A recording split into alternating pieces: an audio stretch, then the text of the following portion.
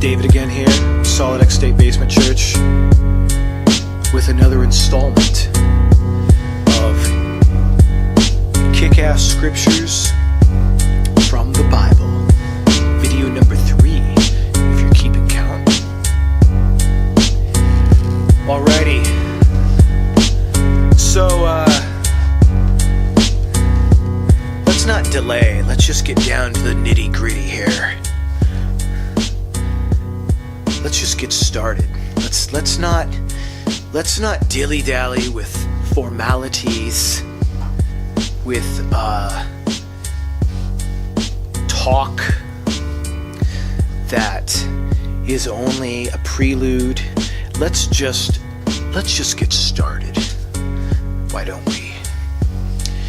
So we're going to be reading out of the book of Isaiah here in this segment. Book of Isaiah, chapter 59. If any of you were wondering, where are we going to go next with this? Chapter 59 of the book of Isaiah. And it is a solid chapter. This should be called Kick-Ass Chapters from the Bible. Because chapter 59 of the book of Isaiah, dude, is the full meal deal, man. It is, when they put that chapter together, man, they threw everything in, including the kitchen sink, man. They threw it all in, because this chapter is pressed down, as it were, shaken together, right? And overflowing is chapter 59 of the book of Isaiah. It is everything that you didn't expect coming at you at full speed. It is blunt. It is shocking. It is overwhelming. It is chapter 59 of the book of Isaiah. So this chapter, it starts out, and I'm not going to read the whole thing, because this is supposed to be kick-ass verses from the Bible, and so we're not going to do the whole chapter. That would be kick-ass chapters. But I'll tell you this, man, is that the book of 59 starts out, and it's a woeful chapter. For it lays forth that complaint that is the tragedy of the human condition. It sets forth the proposition that is the tragedy of the human condition. The want and the fault and the reason for the trouble that besets us round about, before and behind the trouble that is human life, the trouble that is human history. This chapter is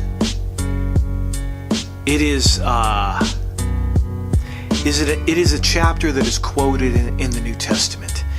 That's what this chapter is. This chapter, it stands apart. And to some degree, this chapter 59 of the book of Isaiah, stands apart from the rest of the Old Testament. It stands forth as a significant and profound statement of the lot of life for which men find themselves in. Bound in. Not just the circumstance of a bad day, but the lot of life.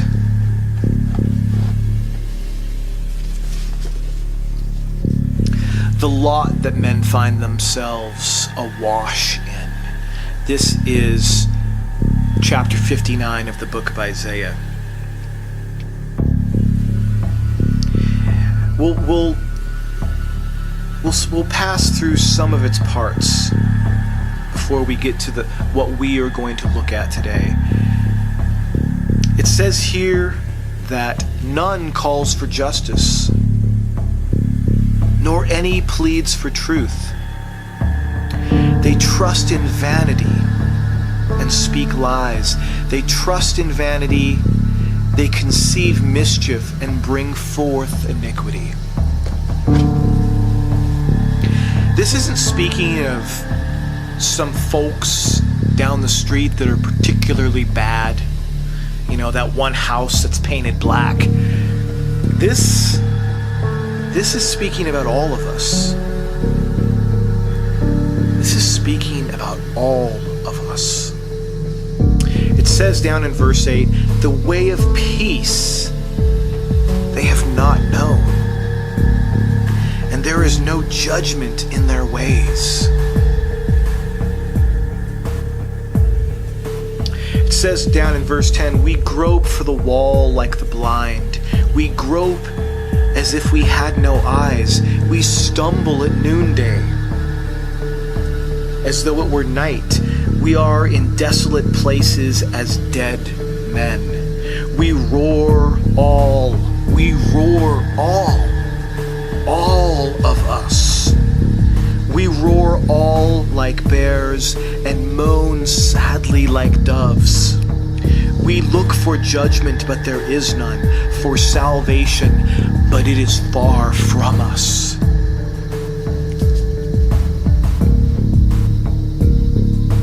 And down in verse 14, and judgment is turned away backwards, and justice stands afar off, for truth, and this is the tragedy of it, man, for truth is fallen in the streets. Fallen. For truth is fallen in the streets, and equity cannot enter. Truth fails, and he that departs from evil makes himself a prey.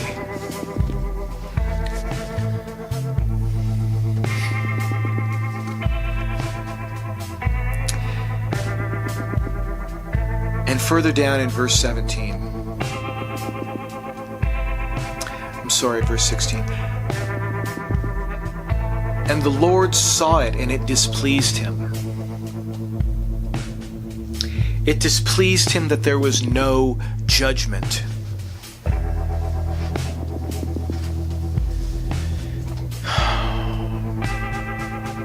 And he saw that there was no man, and wondered that there was no one to intervene.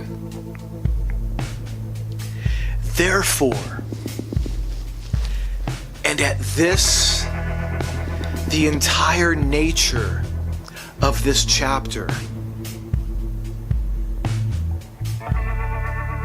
it pivots, it moves in a way that you could not have guessed.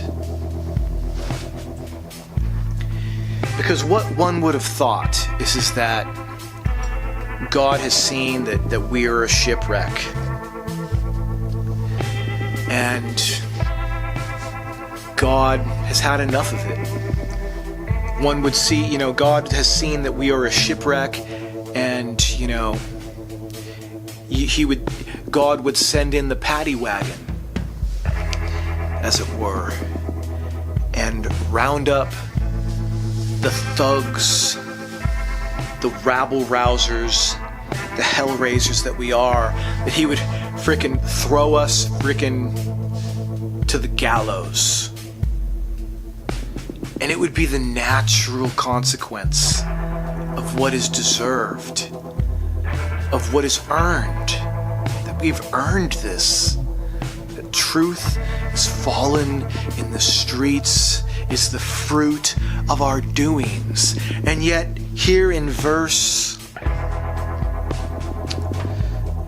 16,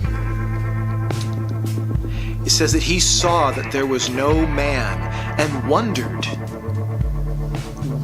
that there was no intercessor, that there was no one amongst us who could intervene, who could stand in the gap, who could become our mentor and lead us in what is evidently a better path. Therefore, his own arm brought salvation unto him, and his righteousness, it sustained him. So God saw that there was none to intervene. There was none to intervene in our lives, that our lives were a wreck and a ruin and a dumpster fire, and there was none come to douse the flames. And so God said, I will work salvation. I will work salvation. It says his own arm worked salvation for him. Therefore his arm brought salvation unto him, and his righteousness it sustained him. For he put on righteousness as a breastplate, and a helmet of salvation upon his head, and he put on the garments of vengeance for clothing, and was clad with zeal as a cloak.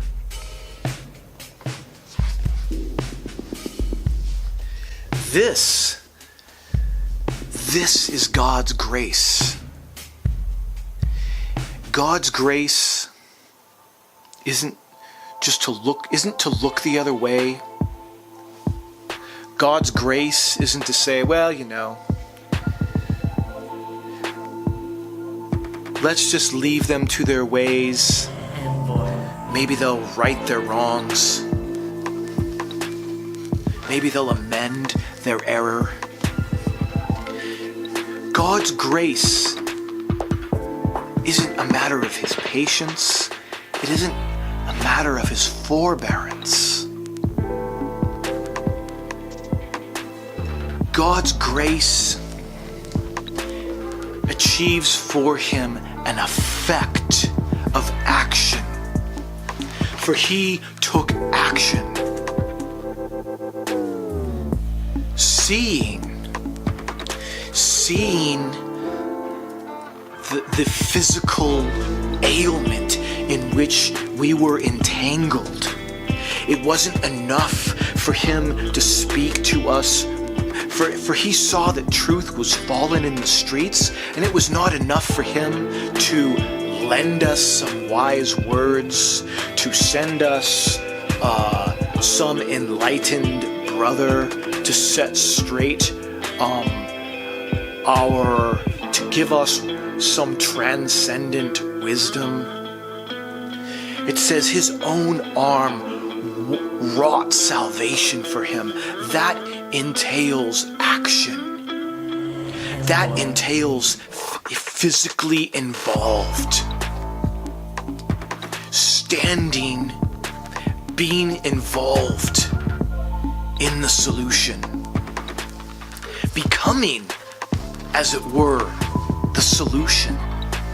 It says that he put on righteousness as a breastplate, meaning that he armored himself for the conflict. A breastplate is like a shield.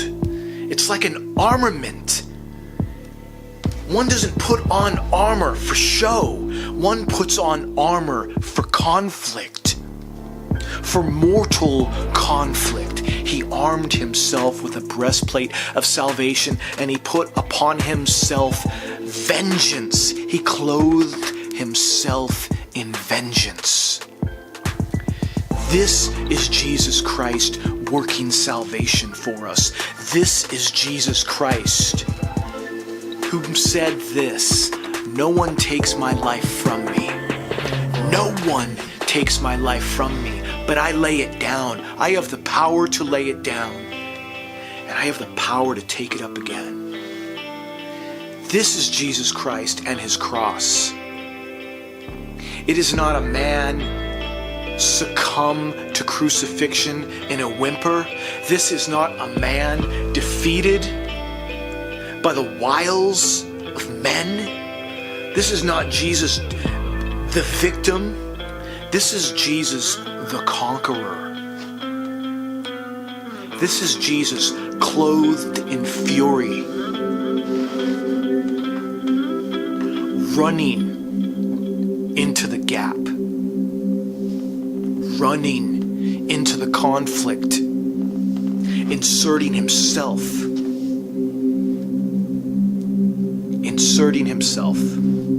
into the fray, broken, crucified, and risen. Crucified and risen. And that, man,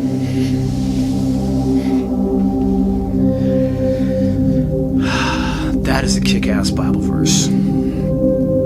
Check you next time.